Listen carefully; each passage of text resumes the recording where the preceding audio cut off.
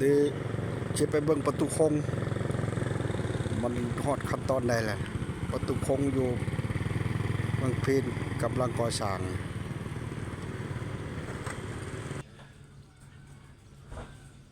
โอ้เสาอันนี้ห้องก็ฮอดขั้นตอนนี้เนาะเสาประตูคงสิเฮ็ดความทางนี่เนาะประตูคงความไปพุทธอันเ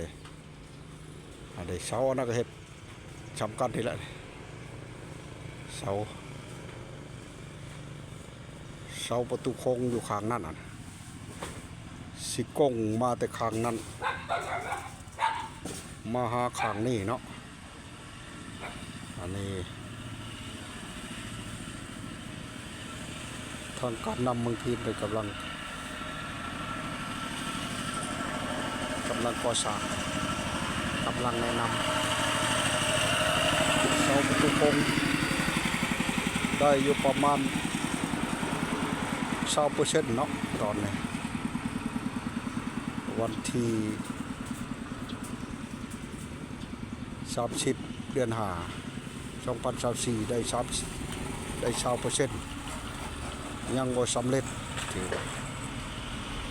สำนี้ก่อนมีการคืบหน้าได้รายงานกำลังอีก